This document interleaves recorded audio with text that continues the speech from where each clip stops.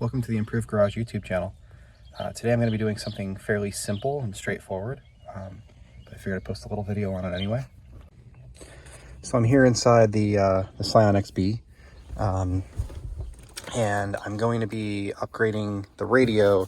So there's an aftermarket radio in here that I put in the past, and it was, I just wanted CarPlay, something basic, and this was when I intended on flipping this car and just immediately selling it, so I bought the cheapest CarPlay unit that I could, which is this dual, and the CarPlay functionality works fine, but it has very limited options and settings, and the phone calls while you're using CarPlay don't function great. So anyway, because I have the Corolla project, which I am flipping, I picked up a Kenwood today that I'm going to put in this car. The Kenwood is the most basic Kenwood that they make that has CarPlay. It's $299, the retail price of it. As you can see, I got a demo unit that was on display at the store, so I was able to save a couple bucks there. And my thought is that I can put this in the Corolla, and you know, I should be able to recover the additional $200 out of the Corolla, because somebody would appreciate having CarPlay or appreciate having Bluetooth calling, which Bluetooth calling does function fine. It's just when you're in CarPlay and you take a call, it doesn't work all that great. Other than that, the unit's fine. So I'm going to swap this out today. I don't even think I'm going to have to rewire the harness because I will. I'll have to wire harness for this. So I'll record that as well. I think that the dual harness is going to be, the one that's on the dual is going to be the same as the one that needs to go into the Corolla, because they're both Toyotas. Scion is owned by Toyota. So I'm just going to put this here. So to take this dash apart, it's very simple. You pull straight out on this, you pull straight out on this. There's a Phillips screw behind each of the vents.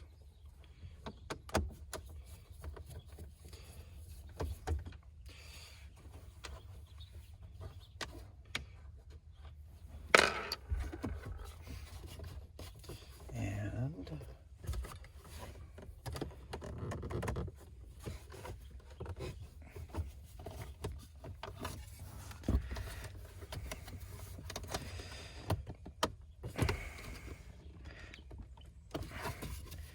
if I remember properly,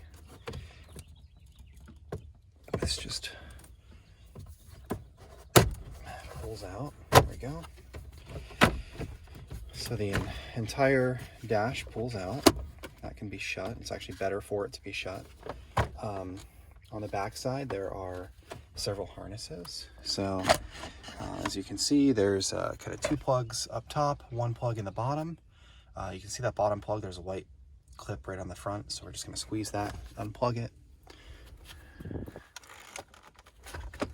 Just like that. And then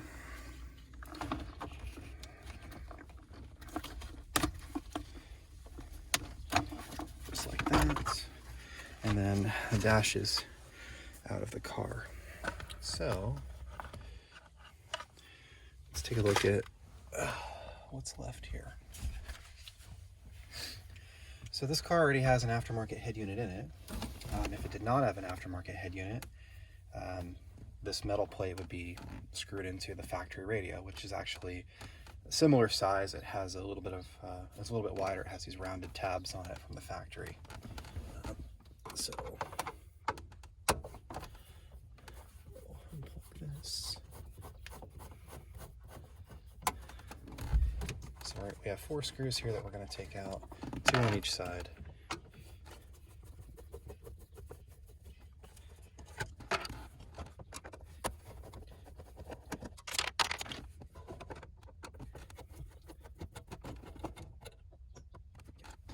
So I did lose one screw. I'll have to find that. So we'll pull this out. Now on the back side of your factory radio, there's going to be an antenna plug, which is this guy here. So this is the antenna. And your factory radio would have 2 harness plugs that plug directly into the back of the radio. In this case, I have this aftermarket harness that I made the last time I put a radio in here. Now this is a standard Toyota harness. The Corolla also has a standard Toyota harness, which is this Metra 70-70-61. So this is the same plug as what I need. So what I'll do is I'll leave this all wired up and ready to go for the Corolla, and wire up the one for the Kenwood. So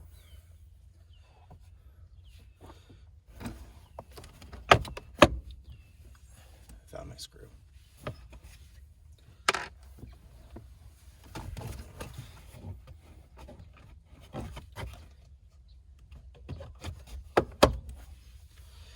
All right. So let's go in the garage and we'll get this harness made. The Kenwood radio has an owner's manual, has a bezel, has the radio itself, microphone, screws, and keys. So, I won't need those things, and I won't need this cage. So there are basically two ways to install a radio into a kit. So a kit is this adapter thing that makes a radio fit in your car. Sometimes it's arms, sometimes it's plastic pieces, sometimes it's a piece of your dash. It just varies based on the car. So this is what's called a sleeve. So some kits have a sleeve like this. And you take the sleeve and you mount it into the kit and you bend these tabs to keep it in there. And then the unit slides into this sleeve. You can release it from the sleeve by using these keys. Every aftermarket manufacturer uses slightly different keys. Most of them work with most of them, but they're all slightly different. So let's take a look here at what we have. So on the back of the harness, we have two cables, and then here there's a reverse, a steering wheel remote input, and a parking switch. There's some RCAs on the back, audio and video, camera in, video out, and then there's a rear out, a front out, RCAs. There's the antenna plug like we just disconnected. This is Sirius XM input, subwoofer output, and a USB connection, which is going to be for our CarPlay. So we're going to be connecting these harnesses that are on the radio to these harnesses that come with the kit, or that come from the store. Sometimes they're included in the kit, sometimes they're not. So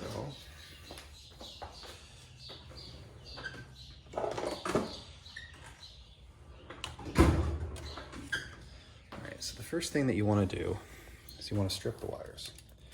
And they come from the factory stripped a little bit, but honestly you need a little bit more than what they give you. So you want about that much, in my opinion. And I did this for a long time. I had to guarantee my installations for the lifetime of the vehicle, or the lifetime that the owner owned the vehicle. So I got pretty good at doing it efficiently and reliably, because if you don't do it efficiently, you don't make any money, and if you don't do it reliably, then things come back.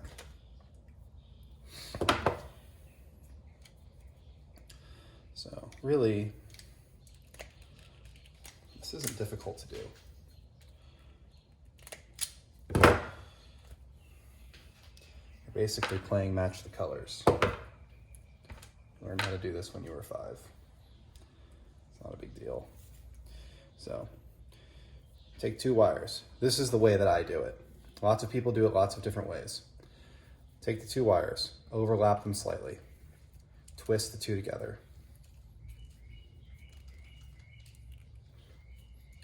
Like that. Then you can add a dot of solder to it at the end, make it nice and hard. The reason why I do it this way is because my harness doesn't end up being big. It looks nice and clean like this. That's what a harness looks like when it's done. Every wire is individually protected. Every wire is safe. And it's not this thing where you've got all these plastic crimp connectors behind your dash and everything else. Lots of people use crimp connectors because they're fast. I never really cared for how they made the harness look. So in my opinion, this is a superior way to do it.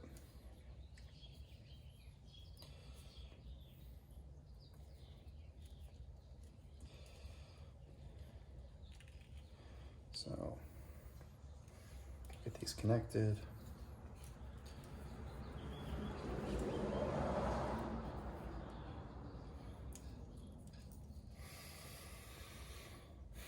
And some of these wires don't actually go to anything inside the car, like the other side of the harness will be empty. So you don't have to connect every single wire if your car doesn't have them, but I normally just do. That way, if the radio moves from car to car, or it plugs in a different harness, something like that, it's just always done and done right.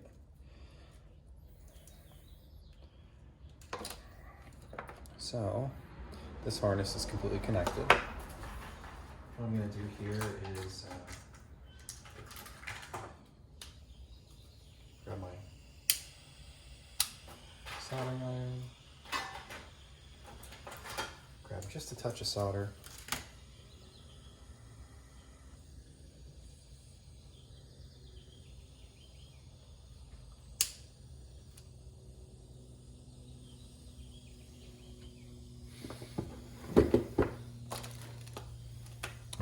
We're just going to let that heat up for a minute. Strip this other harness and get it ready.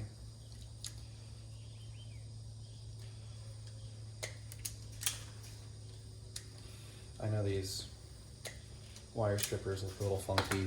There's a reason for them at some point.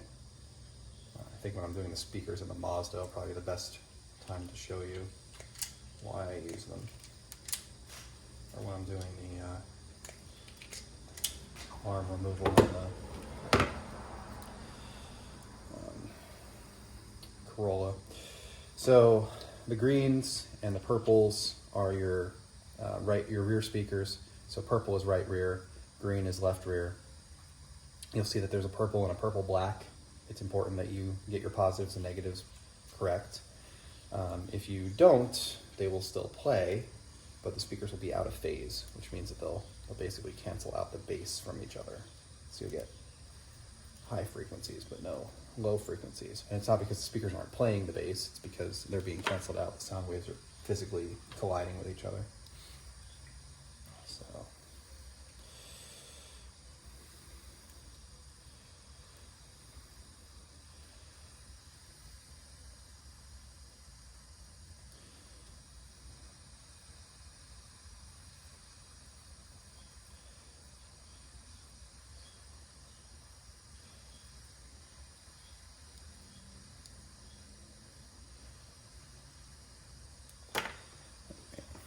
So what I'll do right now is I'm going to take this soldering iron and I'll try to show it as best I can. So you just want to take this, you want to heat up the wire, make like a little blob on the soldering iron, and then you touch the solder to the wire. So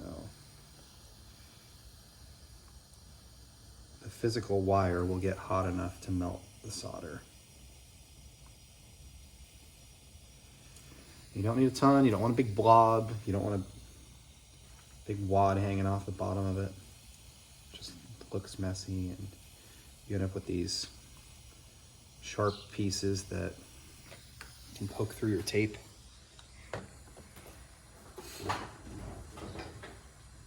Then when you're done, electrical tape. Not all tape is created equally. 3M, Scotch, Super 33, best tape, period. It just is. All professionals use it. There are some extreme circumstances where Super 88 makes more sense, but for a majority of things that are being done by a majority of people, Super 33 is superior. It doesn't get affected by heat, it doesn't get affected by cold, the way that cheaper garbage tapes do. And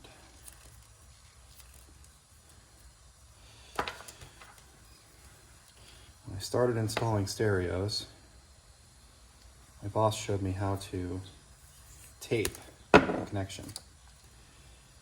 And I had to practice doing it until I proved that I could do it. So, there's a couple things.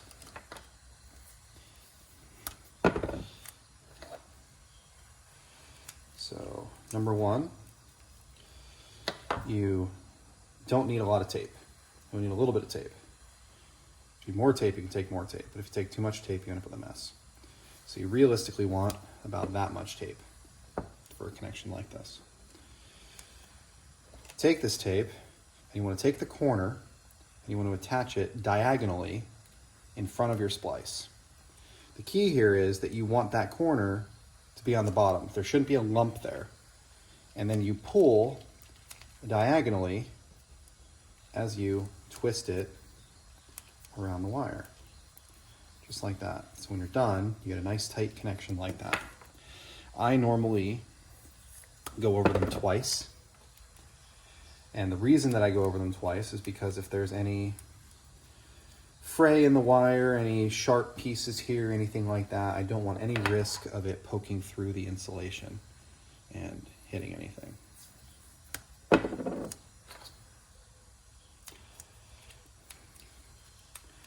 In my opinion, the only connection type that is superior to this would be if you used the butt connectors that are heat shrink. And even then, a lot of times people apply too much heat, they melt the connectors, they end up with something that's messy. So there's a harness.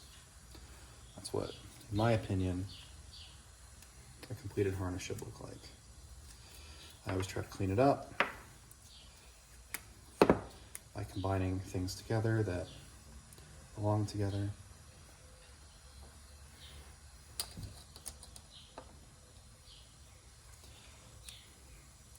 I just think of the next guy. Somebody's going to open up the car and they're going to see this. And they're going to think, the person who put this in actually gave a crap. And that's what I want.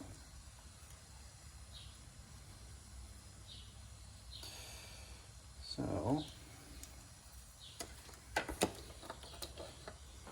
just going to go through and do the rest of these the same way. Speed this up.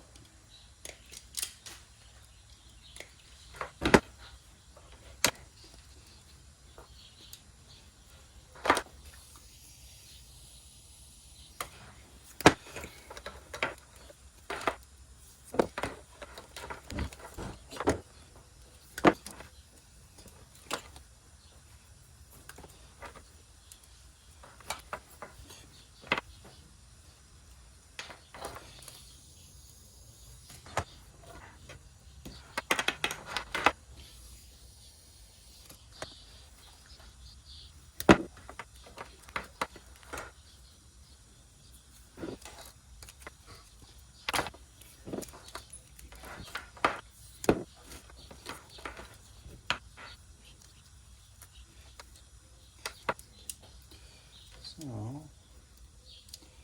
got all of our speaker wires connect together.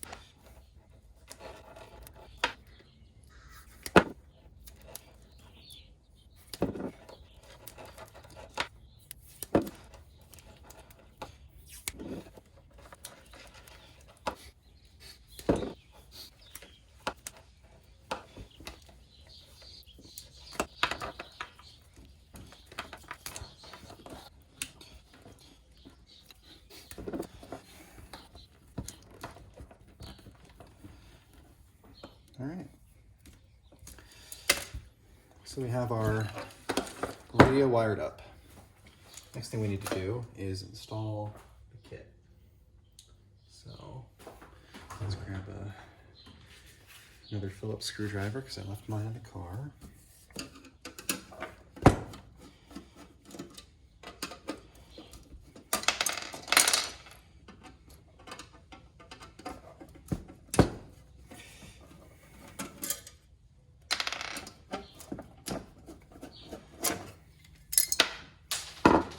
Now, one thing that you may notice is that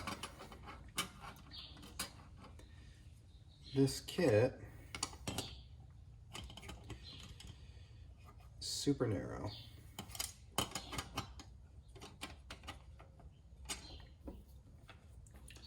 Or this radio is just not very deep.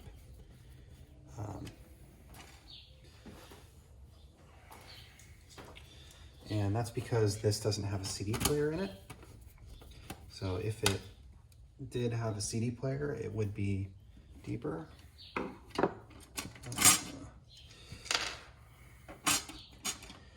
Oh, I'm using the old screws. I should be using the new screws. So a lot of these radios are threaded differently. This one has a different thread pattern than the old one did.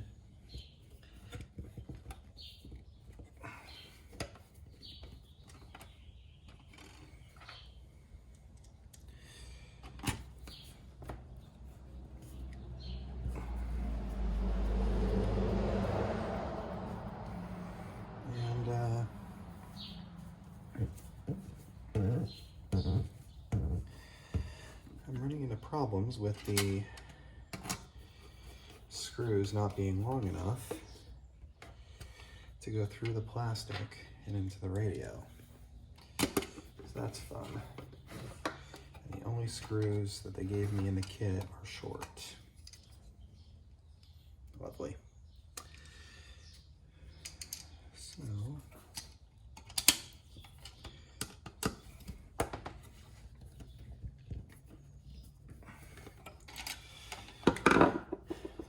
So I guess I'll have to find some longer screws.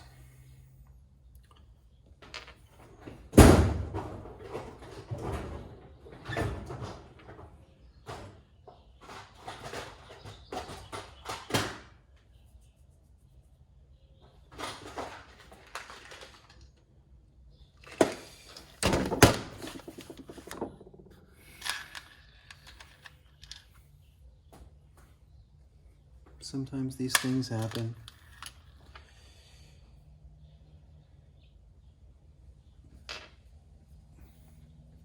It's unfortunately the nature of working on your own stuff.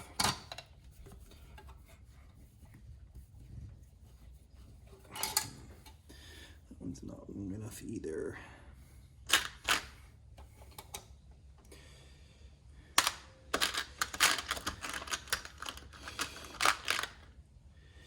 I have ones that are the right thread. And little, well, I can see inside that they're empty, so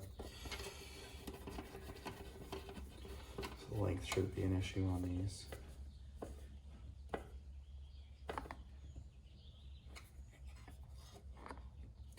There's like these little tabs these little dots that keep this in place, so I'm just going to put one screw in there.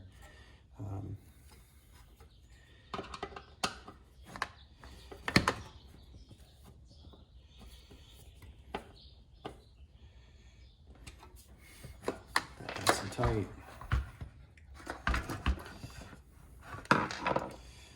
And the other side the same way.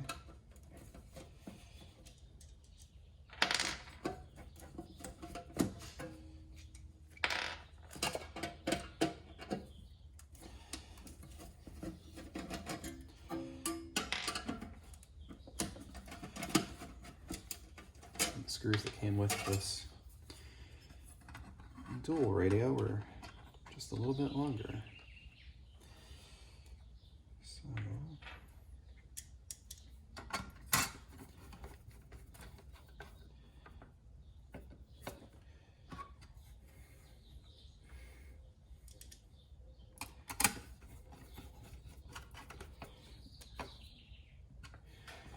Secure our metal bracket.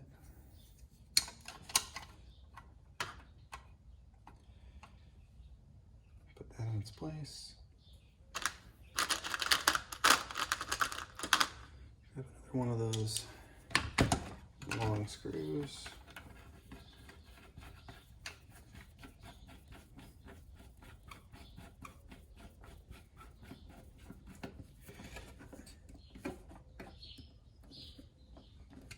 Just lucked out that they happen to be the same thread. And that's it. So we have our radio all ready to go. So on this one, the USB cord is directly attached to the unit. On this one, it's kind of short and there's an extension. There is a microphone as well. We'll have to swap the microphone out. I probably don't need to swap the microphone out, but I'm guessing that the Kenwood one is a little bit better. So I'll just do it anyway.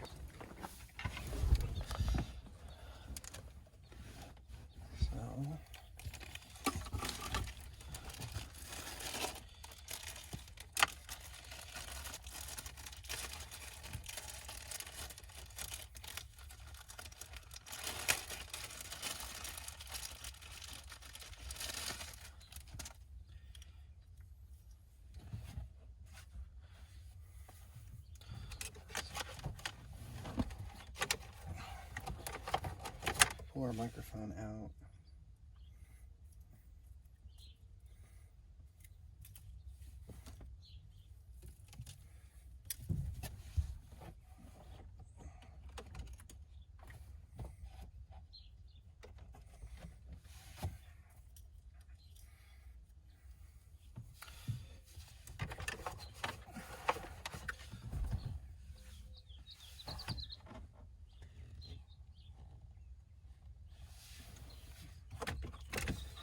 This piece is going to be a little difficult, so I'm just going to pop this out of the way a little bit.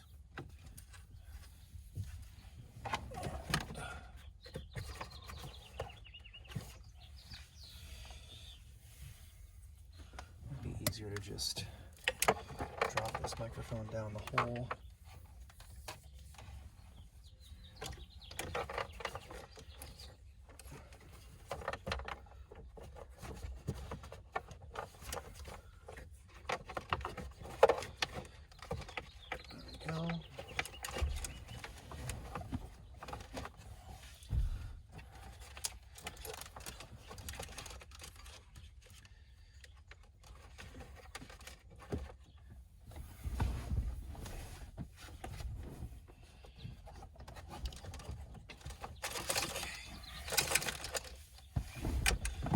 Up under there, grab that, and then we're going to take our radio and we're going to plug it in. So we have our microphone plug, which goes in the back, and the one that says mic. We have our harness. Oh, a USB. Let's do the USB next.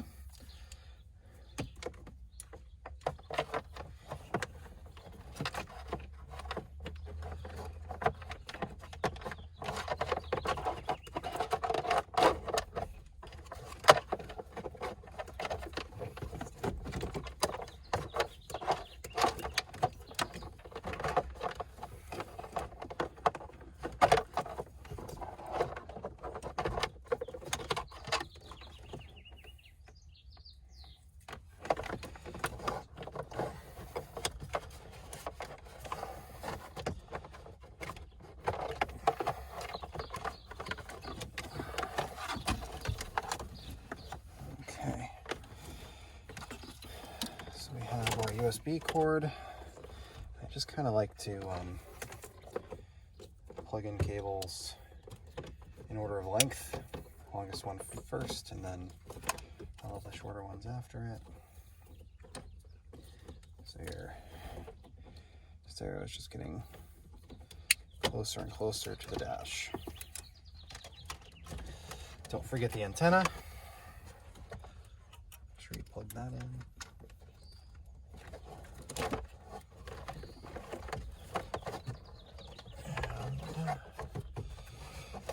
Make sure that we're not going to course. That guy that's poking out there.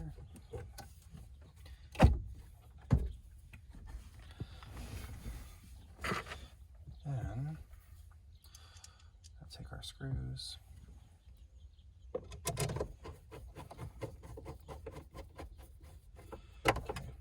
Okay. Start off with one screw in the top. Now, I am going to, I can't turn the car on. I put the dash back together first. So you might be tempted to test your radio.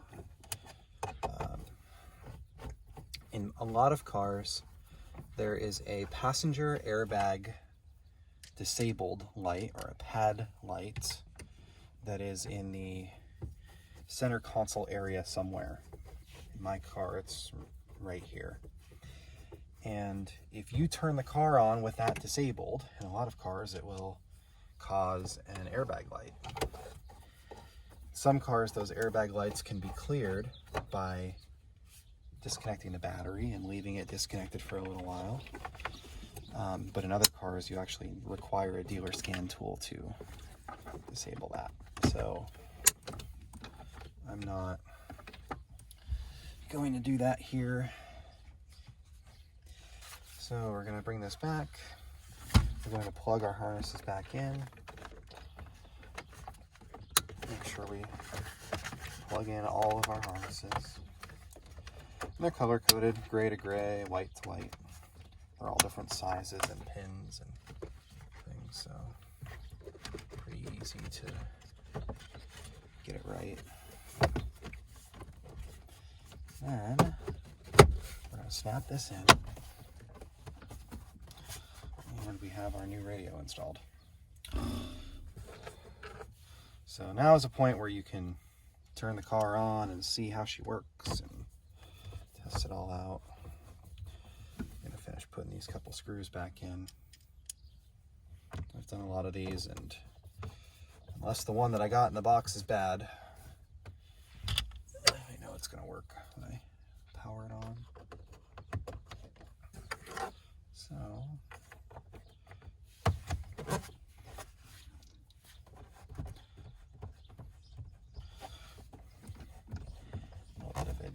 of goo here or something. Get that cleaned off when I'm done.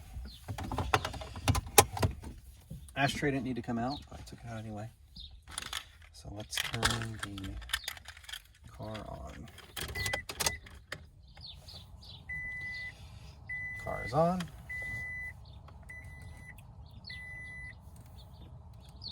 Radio is booted up.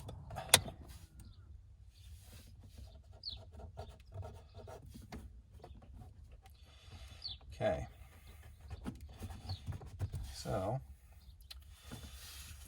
initial setup. We want to set our language to English American. Clock adjust. So it is 2021 May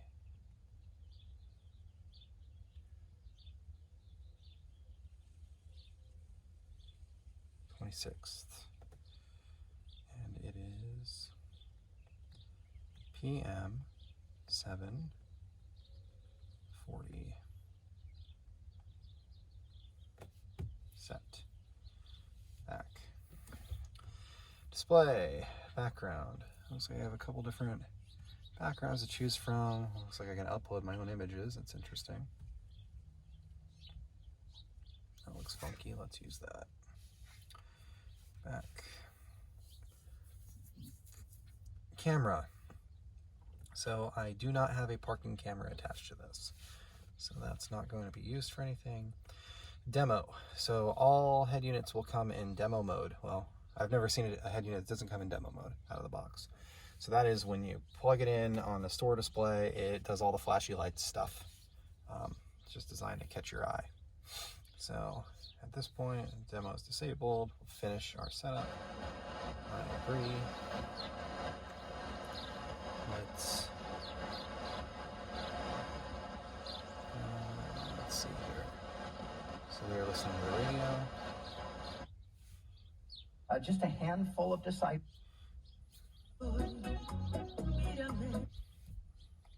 is not seen. So, Just going about the radio day-to-day appears to be lives, working. being yelled at in the streets. And thankfully, very few of the incidents.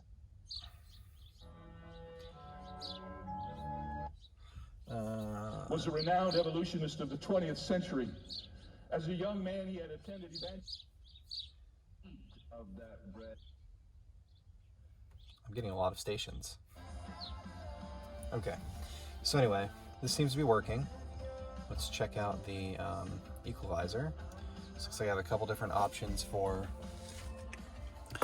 equalizer memory, bass extension. I've got a subwoofer level control here. So I can adjust my EQ. There are some memory settings that I can set. There's presets. Do like a pop or a rock or something like that. Okay. So, back. What else do we have? Sirius XM isn't going to do anything. Bluetooth is going to be my Bluetooth audio. USB would be my USB like flash drive. AV in, standby.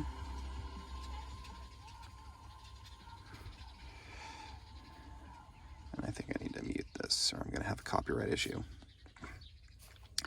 USB mirroring, Apple CarPlay, Android Auto, and telephone connection. Settings are over here. You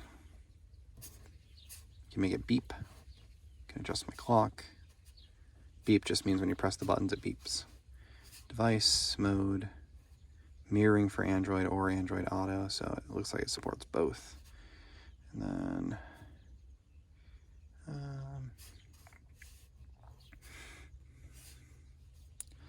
so that should be that. It doesn't come with a cable for your phone out of the box, so you're going to need to provide that, but the one that comes from Apple for my iPhone should work just fine. Audio button, so I can say that I have a compact car, so this is going to do like audio correction style stuff and try to equalize my car. I can adjust my front and rear sizes, speaker size, and that's going to try to create crossover frequencies based on the size of the speaker. You can manually set crossover frequencies here, so I could say that my fronts are they're crossed over at 30 hertz or 40 hertz or 50 hertz or 60 hertz, which is nice, keeps you from blowing up speakers, and makes the speakers perform efficiently. Really, I don't tend to use a high-pass filter until I'm using a subwoofer, but I'll just, in this case, I'll set these at like 50 hertz because these speakers, the factory speakers, aren't going to play down that low anyway, and it'll keep me from blowing them up. And I can also tweeter gain and regular gain, so I can adjust individual levels. That's nice. Sometimes this works well if you choose that it's a compact or a wagon or whatever, and the size of it. You can do some hall or like effects sounds. Oftentimes I just leave those things disabled. There is time alignment here. I can adjust the distances for all of my speakers and do time alignment as well. Balance and fader controls, volume offset for individual inputs. So like if your iPhone's super loud compared to everything else, you can adjust it. Bass boost and loudness. So give me an opportunity to play with it here. It looks like I messed up setting up my clock, so let's fix that. User interface, clock adjust, 2021-527 PM 7:46 set. Back. Okay, cool. All right, so that's it for the video. Test it out and see how it works.